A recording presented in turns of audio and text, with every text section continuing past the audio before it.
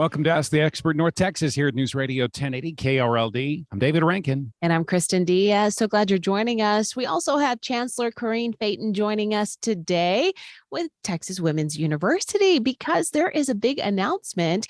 You all are joining and accepting a gift from Doswell Foundation for the groundwork of a new aviation program. And this really has been something that KRLD has been talking about for a while with our different aviation experts here, is about the shortage of pilots that we have and the extreme need. And so we kind of knew that this was the pace that the aviation industry had been already kind of projecting, was to work with universities and colleges for a direct pathway to get more pilots up in the air. And how cool that we now have a program here in North Texas. So welcome to the show and thank you so much for your time. Well, thank you so much for having me. And you're absolutely right. This is a very exciting time. So tell us how this all came about. That's a good question. It's sort of a story of convergence and a little bit of serendipity. You know how many things happen in life. It's sort of a convergence of the needs that we've all seen in the media. And you've talked about that the airlines have expressed in terms of pilot shortage, a need for diversifying their workforce, to have more women in the workforce. At the same time, imagine our situation. We're in the DFW Metroplex, amazing, two major airlines. The history that Texas Women's University has had with aviation really for a long, long time. We host the Federal Archives for the WASP Women Air Force Service pilots, as well as many other archives. So we've had this long history. And then I happened to meet the CEO of the Doswell Foundation, who was telling me at a reception that her husband, who was an avid pilot, somehow had this vision years ahead of time and said, Texas Women's needs to start a flight school. So when she mentioned this to me last August, I said, well, we're going to do it. And she says, and I will fund it. So, it was a perfect, like she says, the spark was ignited. And that was a fun moment. How do you start a pilot program at a major university? Good question. So we actually contacted some experts in the country to help us do a feasibility study to see would this make sense for us, what's the market look like, et cetera.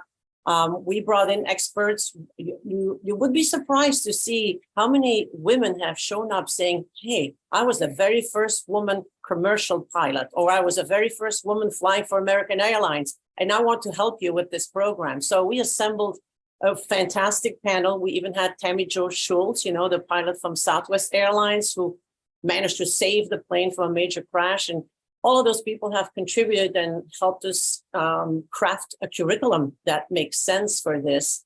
So we put the curriculum together. You have to go through the whole approval of the curriculum internally at the university. Then we have to send it to the coordinating board, Texas Higher Education Coordinating Board, to approve the program. So there's multiple steps. We have to get FAA approval.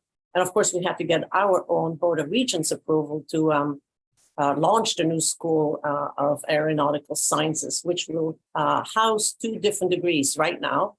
We'll start with a bachelor's degree in professional pilot and a bachelor's degree in aviation management.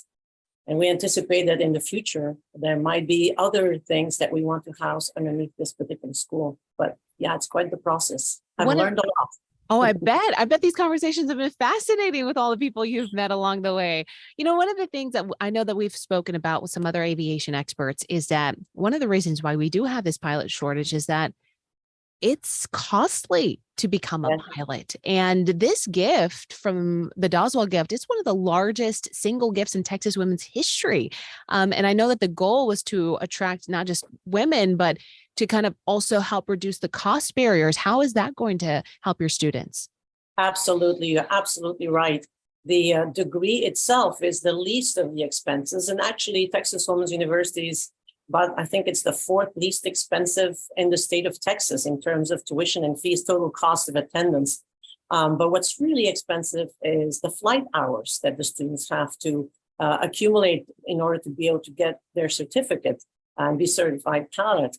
And that could cost anywhere from $60,000 to $80,000 for a student to achieve that. So that's one of we hope, obviously this particular gift will help us launch the program, bring in faculty, et cetera.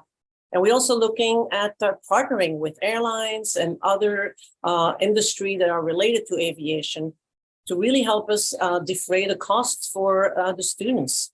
One of our goals, obviously, is to help diversify the workforce, the aviation workforce. And but a lot of our students are Pell eligible, meaning they can't necessarily afford this high ticket.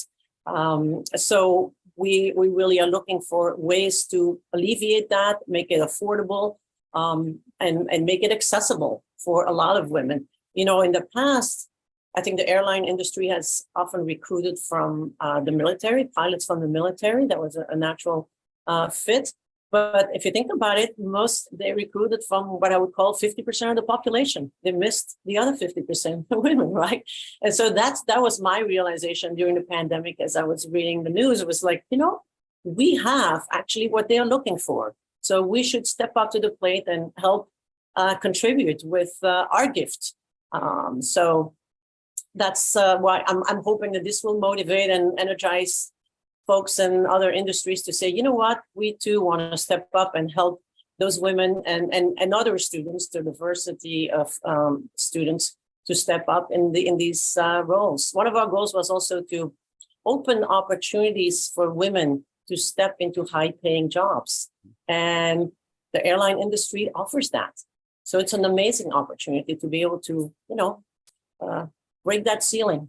Ever since you made the announcement about the aviation school, has your phone been ringing off the hook? How many people have already wanted to find out how to get involved? You know, it's interesting you say that because in Denton here at the high school, there is a track for students who are interested in aviation.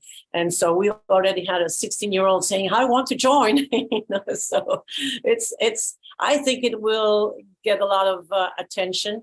We will be the only really school in the country and university system in the country with a woman focus. So that alone should make it a comfortable environment for women to step into, to be willing to take risks, to step up to leadership roles and really grow into this field.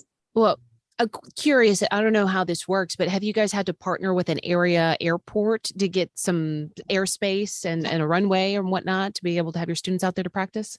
Excellent question. So I mentioned we're in the DFW Metroplex where we have the major airlines. We also, fortunate, Denton is right outside the major airspace for the DFW airport.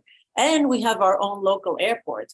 So what we have done now, we have sent out an RFP, a request for proposal for a third party, a partner to offer the flight courses. So we will partner with a private entity that offers these flight courses, that owns the planes, et cetera.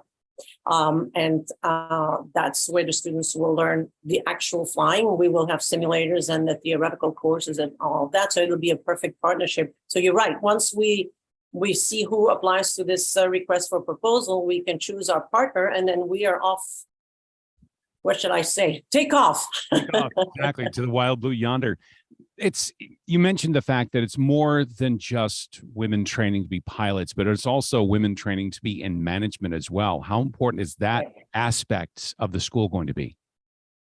Just as important. Those are two different tracks in the bachelor's degree, because not everyone necessarily wants to be a pilot forever, but they might be very interested in the management aspect. And I anticipate there will be other degrees that will flow out of this that are all related to aviation, the airline industry. We were meeting with American Airlines a couple of weeks ago, and they talked about the number of professions in the airline industry. We think pilots, but there are many, many more opportunities there. So really giving women an opportunity to step into these different roles according to their own interests, right? That's sort of the goal. Including at some point, I can see that, you know, with our expertise in the healthcare fields, we have about 50% of our majors are in the healthcare industry. We could blend that expertise with what's needed for aerospace and imagine aerospace physiology or other kinds of degrees that might be necessary and welcome. So I think the sky is the limit, shall we say. Too many puns today. And do you still expect to start having students enroll for this program fall of 2024? Absolutely, that's our goal. Our curriculum is being prepared. It's sent off to the Texas Higher Education Coordinating Board. We've sent out our RFP for a third partner, so there's no reason we are in the process of hiring a director for the school. So yes, I think everything is in motion and on track so far.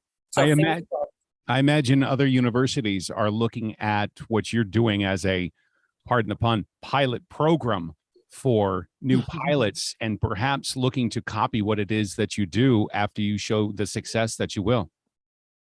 It's very possible, but we are the only ones that have the woman focus. So, I think that's the nice thing, is everyone should offer what they're strong in, right? Their own strength. And everybody has some gifts that they bring to the table. This happens to be ours. And so I think we want to capitalize on that.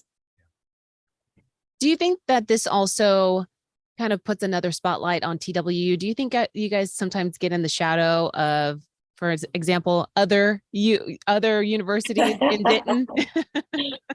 Yeah, absolutely. And we're smaller too, right? We have about 16,000 students, which isn't small, but it is smaller compared to some of the bigger state universities. But we have a very distinctive mission. So in a way, sometimes I think we are the envy of other institutions by having such a strong identity. A lot of universities are trying to distinguish themselves from others based on their expertise and et cetera. For us, it is baked in our DNA. It's clear from our identity what our mission is, our commitment. And I think that's a strength, and being willing to claim that is, I think, what's making the difference for TWU in the last few years, is really getting more exposure. It also has to be great for you as well to know that all of the regions supported this idea. There's no naysayers, and no one voted against this thing. It was unanimous. They were not only unanimous, they were excited. They were excited beyond belief. I mean, that is all they could talk about. They were thrilled because they too see the unique opportunity. I mean, it's almost a no-brainer. If you look at everything, you're like, wow, duh, of course. And so that's why I say that Ken Frick, who, the CEO of the Doswell Foundation, her husband Ken, is really the one who was the visionary for this years ahead of time. And it just now, sometimes you have to have the right idea at the right time, in the right place, and meet the right people. And then, magic happens. And that's what I feel is happening here. Anything else you'd like our listeners to know about this program? I think that we will do everything we can to make this as affordable as possible. One thing I've learned is that people who want to become pilots or be in the airline industry, they are passionate about this. They know this from the time they are born, pretty much. They know this is what they want to do. And for a lot of them, they don't know how they're going to access that. And for a lot of women, and diverse women, they have not necessarily seen role models. So I'm really excited about that, about being able to offer, to show to diverse women, this too can be you. You can be in this role, and here are some examples, and this is how you can get to these particular positions. That's, to me, very exciting. Absolutely. That is Chancellor Carine Feyten with the Texas Women's University here on KRLD.